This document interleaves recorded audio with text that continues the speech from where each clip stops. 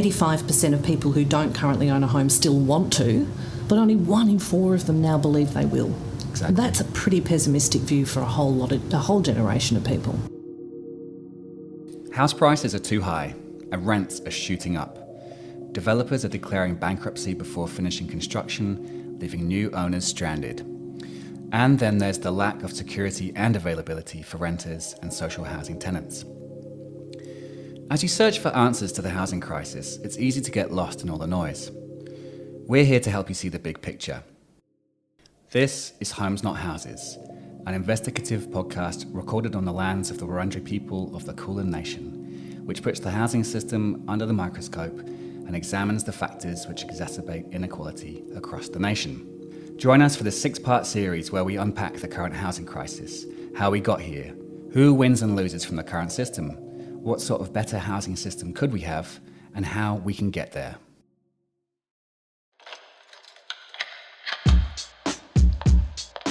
It's called a home.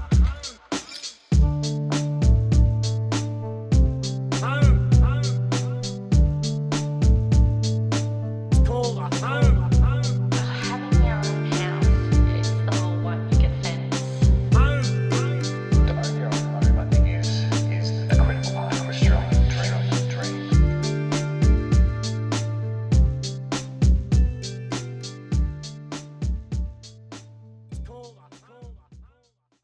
Part 4. Australia versus the world. Australia is not alone in facing a housing crisis. Across the globe, many nations are facing similar circumstances, with house prices having risen dramatically compared to incomes for many years. For context, 23 of the 60 countries included in the IMF Global House Price Index saw house price increases by over 5% in 2020. Some countries have experienced housing crises in the past and come through to the other side boasting a more robust and inclusive system. Nations like Singapore and Austria have created and maintained fairer ways of housing their citizens that have stood the test of time. And other Anglo countries who were on a similar trajectory to Australia are reckoning with consequences of 30 years of marketisation and declining social housing construction, and are now taking steps to relearn the lessons from the past. While there are a lot of historical, cultural and geographical differences, there is much we can learn from the way other developed nations overcame similar crises. So what lessons in housing policy and investment can we take away from the rest of the world, and how could we adapt them for our current situation?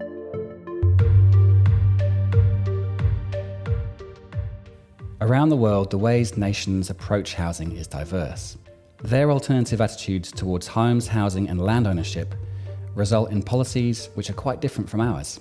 The same goes for the way they respond to the housing crisis, with some nations opting to develop new, long-term, ambitious strategies rather than tweaking current policy settings. Let's take a look at a few examples. I mean, Britain is the comparator for a lot of people, not just for us because that's where we happen to come from. There's a bit of a default benchmarking of the UK, for many people born and lived the whole of their lives in Australia as well, because of where this country comes from. That's Hal Pawson. I mean, I think it's quite interesting to look at UK Labour in the run up to an election expected this year, and they're really not proposing anything that has a price tag attached to it, but they are talking up the idea of new towns. They are talking up the idea of possibly using strengthened compulsory purchase powers to acquire land at its pre-development value, just in the way that was done in the 1940s, 50s and 60s. The UK is a sensible place to start. Despite our shared history and close cultural ties, our attitudes and policies towards housing differ in many ways. Far more people live in social housing in the UK compared to Australia, 17% in the UK compared to 4% here. Home ownership is far less achievable, and the idea of permanently living in rental or social housing is more culturally acceptable. Buying a house is out of reach for many Brits, thanks to even higher house prices than ours, and in part due to leftover feudal systems whereby aristocratic families maintain ancient ownership of large tracts of land and housing. When it comes to the lower end of the housing market, particularly those in very constrained circumstances in terms of income and capacity to pay, the market is very poor at meeting their needs at a good level of quality. That's Jago Dodson. So I'm Jago Dodson. I'm the director of the Urban Futures Enabling Impact platform at RMIT. If you look back to the history of housing in industrialised societies, going back to the early days of industrialisation in the UK and then subsequently in other countries, including Australia, we've seen very, very poor housing conditions arising from a pure market provision approach. Part of the response to that by governments was to establish social housing systems and to put in place regulatory mechanisms, both at the land use side of things and in terms of how tenancies are managed, to improve the conditions at the lower end of the housing market. So I think we need to be really, really mindful of those issues, historical issues, and how they might play out in the contemporary context when we're thinking about generating new housing supply. Just as Britain is struggling in their own housing crisis, there is an appetite for change. The Labour government in 1945 built council housing. It was an absolute revolution for this country, and we're going to do exactly the same again. In the UK, far more effort was made in the post-World War II era to build new towns like Milton Keynes, and the state took a far greater role in building homes. Councils built up to 150,000 homes per year, and by the 1970s, nearly 1 in 3 Brits lived in public housing. They called them the Doodlebug Villas. These little prefabricated homes were Britain's answer to the housing crisis after the Second World War. The 2 men can build these emergency houses for doodlebug victims in 3 days, each with a living room, 2 bedrooms and a kitchenette. They'll accommodate families of 5 with a little extra room to swing a kitten. By the 1950s, the age of the council house had arrived. And as we spoke about in the last episode, it's not like Australia has never been ambitious. We had a period of public housing investment in the 1950s, again like the UK. However, we took our foot off the gas in the 1980s and left most of the housing system in the hands of the market. This was not an unusual trend, with many countries around the world falling for the myth of market superiority. There are also other places that we could look to, which in fact probably do certain things a lot better in the housing area than Britain does.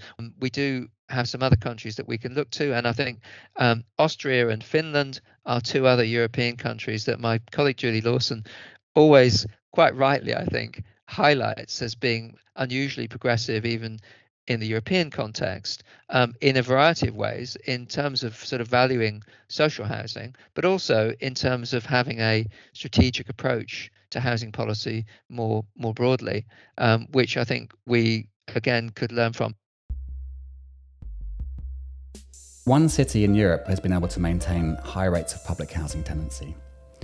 At present, approximately 60% of the 2 million residents of the Austrian capital, Vienna, live in some form of social housing.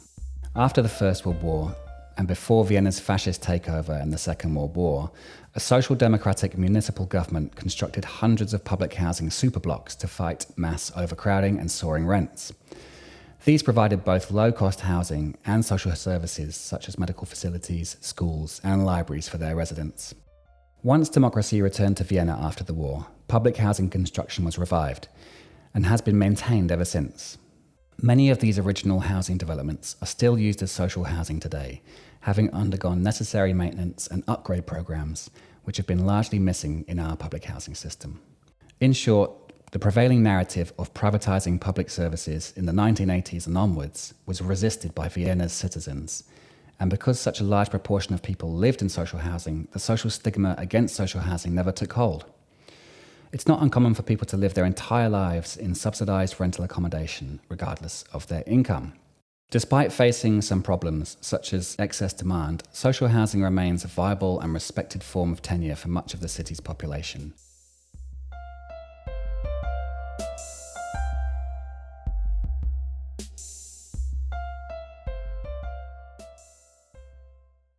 But it's not only places with a legacy of social democracy which have radically transformed their housing landscapes.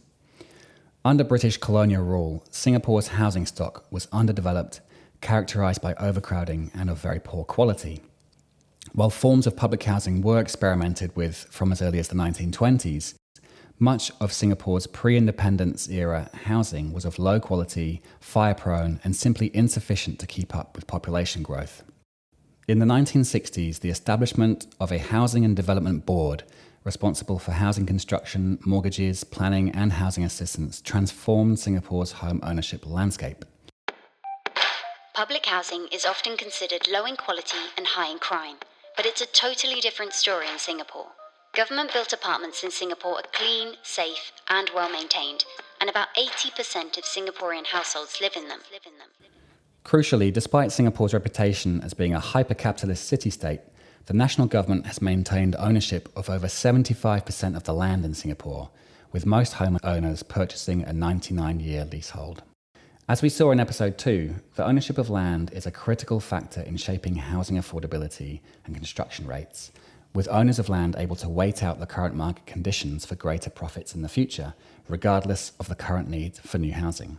While the downsides of the state leasehold system can be debated, Singapore has increased home ownership under the leasehold system from 60% to close to 90% among young adults, at the same time as many young people globally face a lifetime of renting.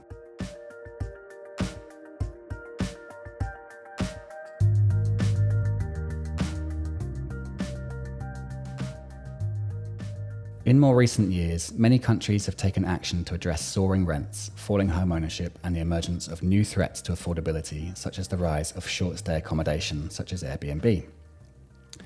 As mentioned in episode 1, we ourselves are facing serious pressure in local housing markets thanks to Airbnb. Some countries have come up with novel ways of counteracting the negative effects of short-term rentals. Tourist hotspots around the world have heavily restricted and even effectively banned short-term renting, where scarce housing stock affects local long-term renters. Some of these methods have been extremely creative. In Paris, short-term rental operators are required to compensate for the loss of long-term rentals by funding the conversion of unoccupied buildings into new homes. In Ireland, rent pressure zones have been introduced in areas of high rental costs, capping annual rents to 2%. And finally, a number of countries have developed significant national plans to ensure a universal right to housing. I think, in fact, Canada is quite an important, or should be quite an important inspiration to us in one particular respect, not because their housing system is, better across a lot of indicators, but they are a country very like Australia in terms of their governance setup, being a federal and federal province arrangement. And also because, despite that, Canada has led the way in developing a national housing strategy, which is the absolutely crucial thing that Australia needs as a necessary, but of course not sufficient, ingredient of a better housing future. Canada, a country currently home to some of the world's least affordable cities, has released a strategy to progressively implement the right of every Canadian to access adequate housing, including the creation of 160,000 new homes. While longer-term ambitious plans such as this could risk becoming empty words, Canada's strategy has been legislated, with reporting and monitoring required by law. The example of the Canadian National Housing Strategy published in 2017 or 18, I think, which was then legislated afterwards in 2019, it isn't perfect by any means. It's not to say you can't have a useful housing strategy without legislation. There are some other countries which have got, Scotland included, which have got, I think, housing strategies which in some ways are better than Canada, but they're not legislated. And having it legislated is a significant target for Australia, because I think the legitimacy of the federal government as a leading player in the housing system isn't really accepted in Australia. It's not bipartisan anyway. It's not accepted across the political divide. A similar legislated housing plan is also in place in Scotland and means that holding governments to account is far easier for voters. While our government has targets to build homes, these are not legislated and could easily be missed or simply ignored by future governments. So, whether we look back at our own history or look out across the world, we can see examples of governments finding reforms to the way that land and homes are owned, built and rented. There are many examples of a reweighting of the rights of landlords and tenants, or between individual owners and national objectives. Obviously, no two countries or even two cities are the same. Differences in geography, population, economics, culture, and political systems means that we can't simply import someone else's way of doing things and expect the same result. However, it's clear that many options are out there, and our current policy stalemate isn't set in stone. There are examples of experimentation and policy reform across all layers of Australian government at the moment, but a more ambitious, whole-of-systems approach is what we need, and it's like what we've seen in some of the examples discussed today. This doesn't have to be a copy and paste job, but rather one we develop ourselves, a national plan for renewing our housing system, fit for the challenges of the 21st century, whether that's population growth, climate change, or an ageing society, or dealing with the rising inequality that we have between rich and poor.